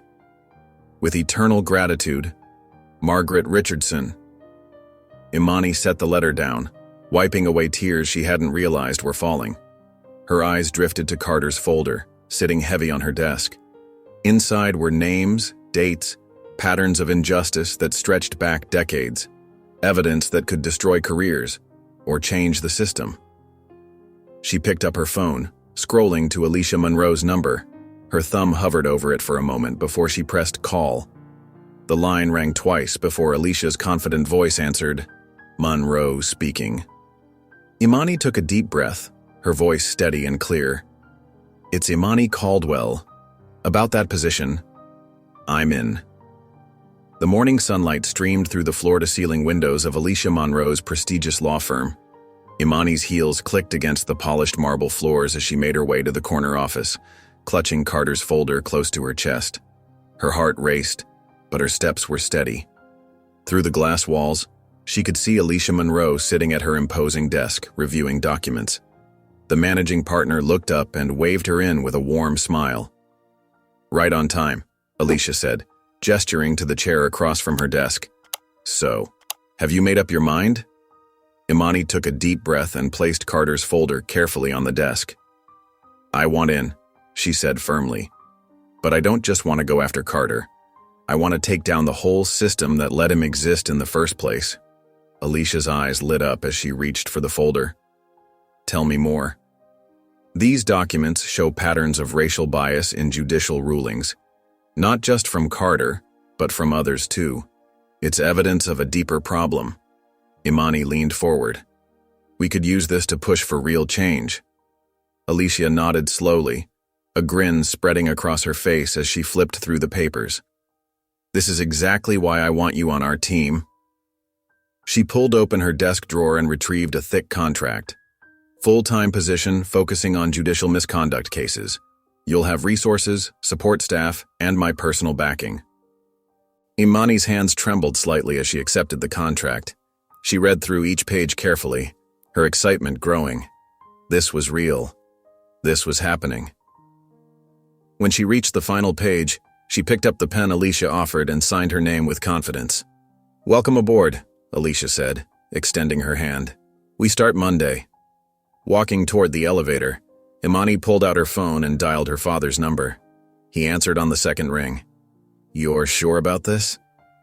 Christopher's voice was gentle but probing. Imani watched the elevator numbers descend. "If I don't fight for this, who will?"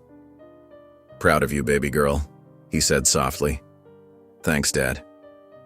She hung up as the elevator arrived with a soft ding. Stepping inside, Imani pressed the lobby button and watched the doors slide closed. As she caught her reflection in the polished elevator walls, she smiled. This was just the beginning. The afternoon sun filtered through the tall windows of Courtroom 3, casting long shadows across the wooden benches. The room was packed, but you could hear a pin drop. Legal clerks, attorneys, and curious onlookers sat perfectly still, all eyes fixed on Judge Edwin Carter. Carter's hands trembled slightly as he adjusted his reading glasses. The case before him was straightforward.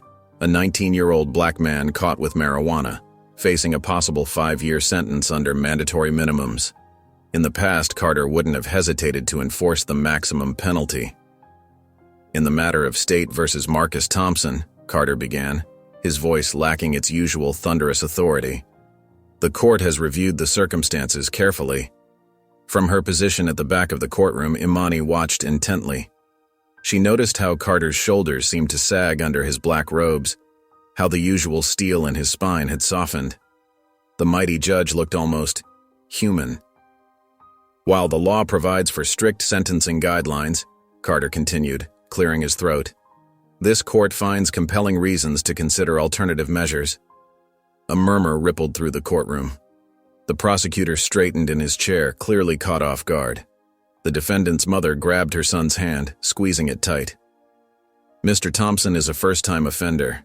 He maintains a 3.8 GPA at community college. He works part-time to support his younger siblings. Carter paused, removing his glasses. The purpose of justice is not merely punishment, but rehabilitation and growth. The words hung in the air, heavy with meaning. Several veteran attorneys exchanged shocked glances. This wasn't the Carter they knew, the man who'd built his reputation on being tough on crime, especially when it came to young black defendants. Therefore, this court sentences Mr. Thompson to 2 years probation, contingent upon completion of a drug treatment program and continued enrollment in his educational pursuits. The defendant's mother burst into tears. His attorney looked stunned. The prosecutor's mouth hung open slightly. Carter's eyes lifted, scanning the crowd until they found Imani. Their gazes locked across the courtroom. In that moment, something passed between them. Not forgiveness, exactly, but understanding. Carter was the first to look away, his eyes dropping to his desk. Imani stood quietly and made her way to the exit. As she pushed open the heavy wooden doors, she heard Carter's gavel fall one last time. Court is adjourned. The chapter was closed. Imani's heels clicked against the polished floors of Monroe and Associates as she walked through the glass doors of her new office. Though small, the space felt like a victory. A simple wooden desk, a leather chair, and a window overlooking downtown DC. It wasn't much, but it was more than enough. She ran her fingers along the desk's smooth surface, taking in the moment. Nice view, isn't it? Alicia Monroe's voice came from the doorway. The managing partner leaned against the frame, a thick manila folder in her hands and a knowing smirk on her face. Ready for your first case? Imani turned, grinning. Born ready. Alicia stepped inside, placing the folder on Imani's desk. 17-year-old Marcus Williams, arrested for alleged armed robbery, currently serving a 15-year sentence in adult prison. She tapped the folder. The evidence is shaky.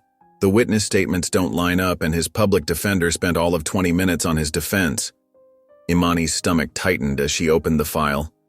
The teenager's mugshot stared back at her, young, scared, dark circles under his eyes.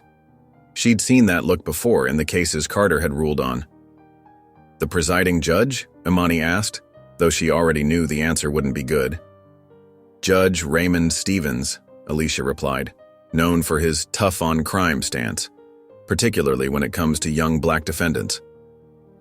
2 other young lawyers walked past Imani's office, waving hello.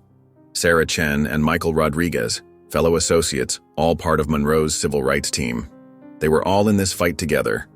Imani flipped through the case documents, her jaw clenching. The so-called evidence was circumstantial at best. The witness descriptions didn't match Marcus's height or build. His alibi hadn't even been properly investigated. The appeal deadline is in 3 weeks, Alicia said. I want a full review of every document, every statement, every piece of evidence. Leave no stone unturned. Imani nodded, already making mental notes. I'll start with the witness statements then. One more thing, Alicia interrupted. Marcus's mother has been writing letters to anyone who will listen for 2 years. Nobody's taken her seriously. She fixed Imani with a steady gaze. Show her someone finally is. Yes, ma'am, Imani replied, pulling out her laptop. Alicia smiled, heading for the door. Welcome to the fight, Imani. Left alone in her office, Imani opened the case file wider. Marcus Williams's face looked up at her again.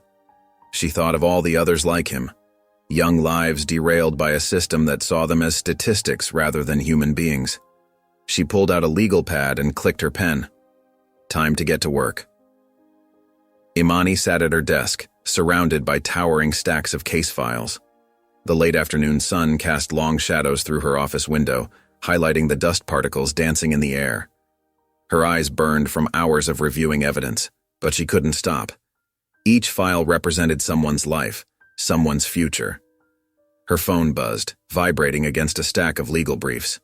Unknown number. She almost let it go to voicemail, but something made her pause. With a slight frown, she picked up. Hello? Ms. Caldwell. The voice was quiet, hesitant. A voice she hadn't heard in 2 months. Carter. Her grip tightened on the phone. Judge Carter. I took your advice, he said softly.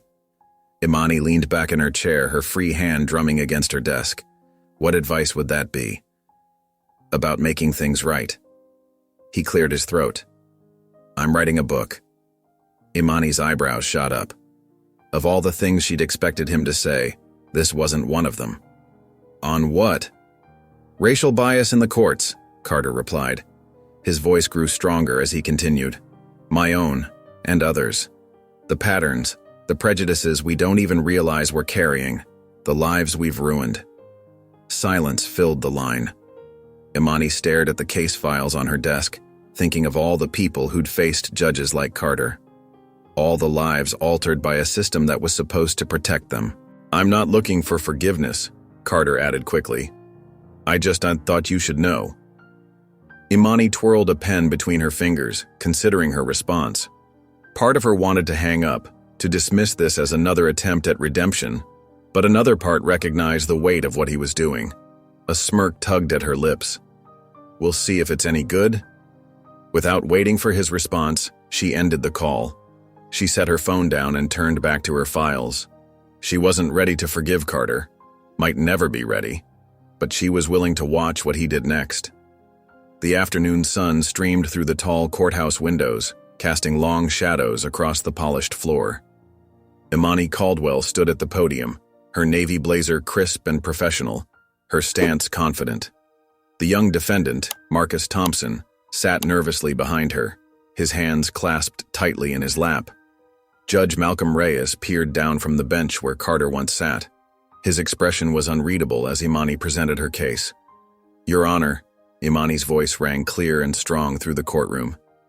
The evidence clearly shows that my client's arrest was based on racial profiling. The officer's dashcam footage reveals no probable cause for the stop. She gestured to the exhibits laid out before her. Furthermore, the search of Mr. Thompson's vehicle violated his Fourth Amendment rights. The officer claimed he smelled marijuana, yet no drugs were found. This is a pattern we've seen repeatedly, using alleged smell as an excuse to conduct illegal searches of black motorists. Reyes leaned forward, his fingers steepled. Ms. Caldwell, are you suggesting systemic bias in our police department? I'm not suggesting it, Your Honor. I'm proving it. Imani pulled out a statistical analysis.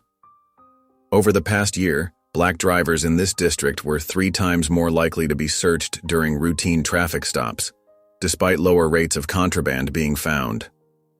The courtroom fell silent. Several older attorneys in the gallery exchanged glances. They weren't used to such direct challenges to the system. Reyes studied Imani carefully. A small smile tugged at the corner of his mouth.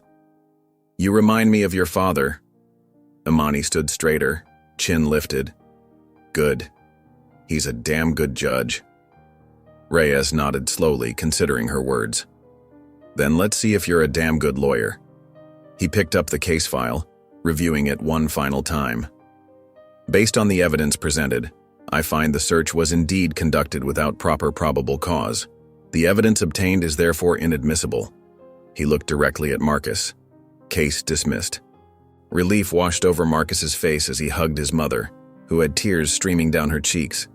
Imani gathered her files, her heart light but steady. As she stepped out of the courthouse, the cold winter air hit her face. She took a deep breath, savoring the crisp December afternoon. A smile spread across her face. She belonged here. The soft thud of the front door announced Nia's arrival. She strode into the apartment with purpose, her journalism bag slung over one shoulder. Without a word, she pulled something from her bag and tossed it onto the coffee table. It's out, Nia announced, dropping onto the couch. Imani looked up from her laptop, where she'd been reviewing case files. What is? A smirk played across Nia's face. Your old friend's book. Imani's eyes fell to the hardcover book on her table. The stark white cover bore bold black letters. The System We Built, A Judge's Reckoning, by Edwin Carter.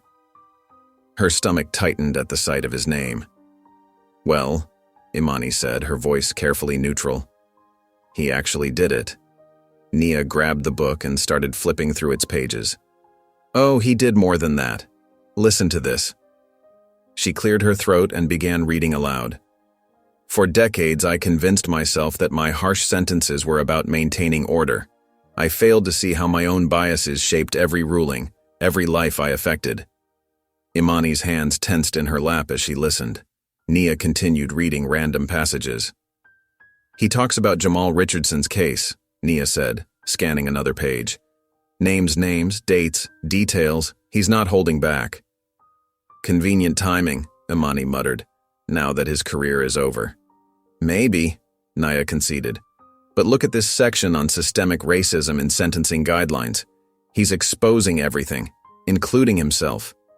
Imani stood up and walked to her kitchen, needing space from Carter's words. She filled a glass with water, trying to sort through her conflicting emotions. Was this genuine redemption? Or just Carter's attempt to salvage his legacy? The reviews are actually pretty good, Nia called from the living room. People are calling it brave and unflinching. Brave would have been speaking up while he still had power, Imani replied, not waiting until he had nothing left to lose. Nia set the book down and studied her friend. So, you gonna read it? Imani stared at the book for a long moment. The face of every client she'd represented in the past 6 months flashed through her mind. Young black men and women fighting against the same biases Carter had perpetuated for years. Not today, she finally said, turning back to her case files. Nia nodded in understanding as Imani tossed the book onto the coffee table. It landed with a dull thud, Carter's name facing upward. The grand ballroom of the Washington Plaza Hotel buzzed with activity. Well-dressed lawyers and judges mingled, their voices creating a constant hum of conversation. Crystal chandeliers cast warm light across the polished marble floors, illuminating name badges and perfectly pressed suits. Imani Caldwell's heels clicked confidently against the floor as she made her way through the crowd. Her navy blazer and matching pencil skirt commanded attention, but it was her presence that truly turned heads. People whispered as she passed. Some remembered her as the intern who challenged Judge Carter. Others knew her as the rising star attorney taking on judicial misconduct cases. Ms. Caldwell, a senior partner from another firm, called out, "Looking forward to your panel on reform." Imani smiled and nodded, but her attention had caught on something else. Across the room, standing alone near a pillar, was Edwin Carter. He looked different now. His shoulders slightly slumped, his trademark commanding presence diminished. He wasn't wearing his judge's robes anymore, just a simple gray suit that seemed to hang loosely on his frame. A year had changed everything.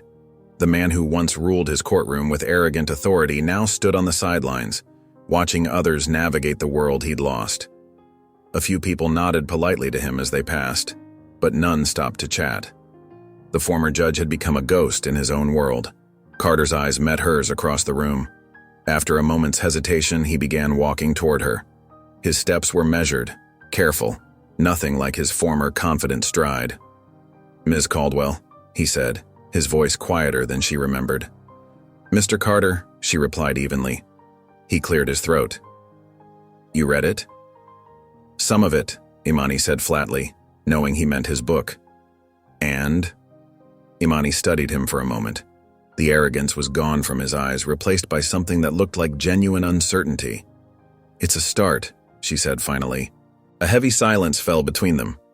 Carter nodded slowly, accepting her measured response for what it was, neither forgiveness nor condemnation. "You were right," he said quietly, his voice barely audible above the crowd. "Yeah, I know." Without another word, Imani turned and walked away, her head held high. Behind her, Carter remained silent, watching her go. For once, he didn't try to have the last word. The federal courthouse stood tall against the morning sun, its marble columns casting long shadows across the steps. Inside courtroom 302, the air hummed with tension. Imani Caldwell stood at the defense table, her posture relaxed but purposeful. Her client, Marcus Thompson, a 16-year-old honor student, sat beside her, his hands clasped tightly in his lap. Judge Malcolm Reyes presided over the courtroom, his expression neutral as he reviewed the case files. The gallery was packed with observers, including several of Imani's colleagues from Monroe and Associates. "Your Honor," Imani began, her voice clear and steady. "The prosecution's case against my client rests entirely on circumstantial evidence and racial profiling. Marcus Thompson was walking home from basketball practice when police stopped him, simply because he matched the description of a suspect." The prosecutor, a middle-aged man in an ill-fitting suit, shifted uncomfortably in his chair. "Objection, Your Honor. Counsel is making unfounded accusations." "Overruled," Judge Reyes stated firmly. "Continue, Ms. Caldwell." Imani nodded, pulling out security camera footage. "This evidence clearly shows my client was 3 blocks away when the alleged crime occurred. Furthermore, the witness statements are inconsistent and appear to have been influenced by leading questions during police interviews." She methodically laid out her case, her arguments precise and well-researched. No stammering, no hesitation. This wasn't the nervous pre-law student from a year ago. This was Imani Caldwell, attorney at law. Judge Reyes leaned forward, genuinely engaged. "Ms. Caldwell, what do you propose as an alternative explanation for the events in question?" "Your Honor, we have testimony from Marcus's basketball coach and teammates confirming his presence at practice. We also have time-stamped security footage showing him leaving the community center at 7:15 p.m. The alleged incident occurred at 7:20 p.m., 3 blocks in the opposite direction. It would have been physically impossible for my client to be in 2 places at once." The prosecutor tried to interject again, but Imani smoothly countered each point. Her command of the courtroom was absolute. After both sides presented their cases, Judge Reyes took only minutes to deliver his ruling. "Based on the evidence presented, I find insufficient cause to proceed with charges against the defendant. Case dismissed." Marcus's mother burst into tears, hugging her son. Imani gathered her files, tucking them neatly into her leather briefcase. She shook hands with Marcus and his family, then walked out of the courtroom into the bright afternoon sun. Standing on the courthouse steps, she took a deep breath of fresh air. The weight of the case lifted from her shoulders, replaced by the familiar satisfaction of justice served. If you enjoyed the story of Imani, I handpicked this next story that you will enjoy. Please don't miss this one. Click here to watch it.